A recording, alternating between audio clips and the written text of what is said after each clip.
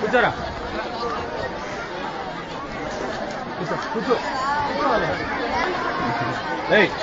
కూర్చోవాలి కూర్చోండి madam madam మేము అలా లేట్ అవుతుంది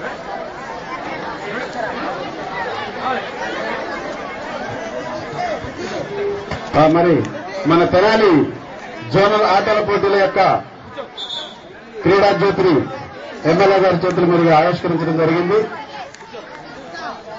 దీంతో ఈనాటి మన క్రీడలు ప్రారంభమైనట్లుగా జరుగుతున్నది.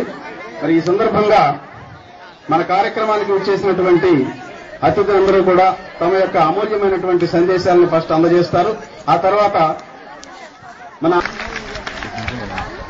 గౌరవనీయులు ఈనాటి ఈ తెనాలి సబ్ జోన్ ఆటల పోటీలకు అధ్యక్షత వహించినటువంటి గౌరవనీయులు హెడ్ మాస్టర్ గారికి, మన గౌరవనీయులు మన స్థానిక ఎమ్మెల్యే నక్కా ఆనందబాబు గారికి, మన ఎంపీపీ గౌరవనీయులు మన ఎంపీపీ మైనేని మురళీకృష్ణ గారికి, మన గౌరవనీయులు మన ఎంపీడీసీ సభ్యులు మధుసూదన్ ప్రసాద్ గారికి,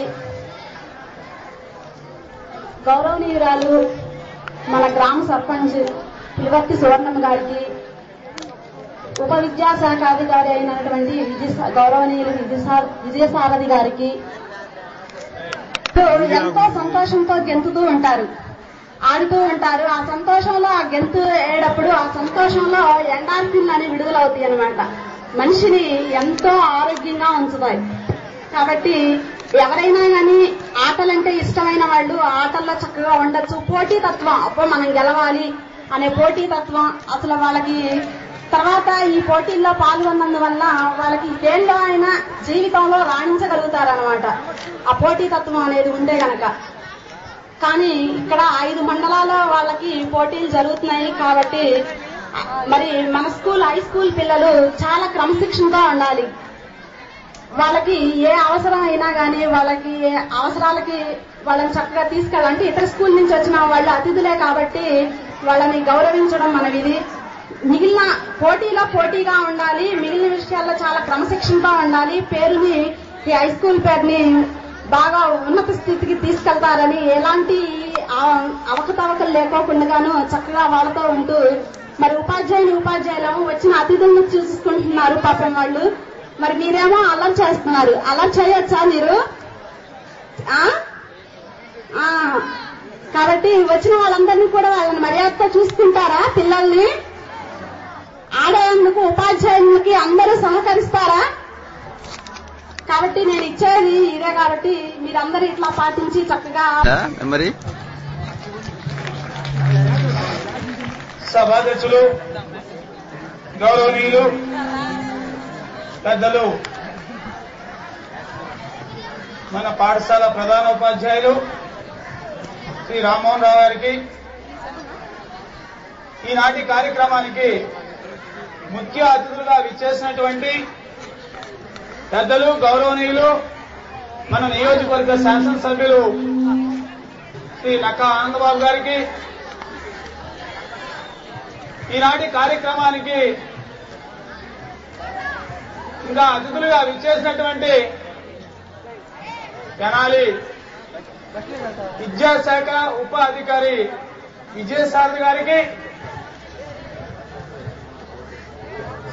గౌరవనీయురాలు జడ్పీటీసీ సభ్యులు శ్రీమతి సోదరిమణి శ్రీమతి ఉప్పు సురేష్ గారికి,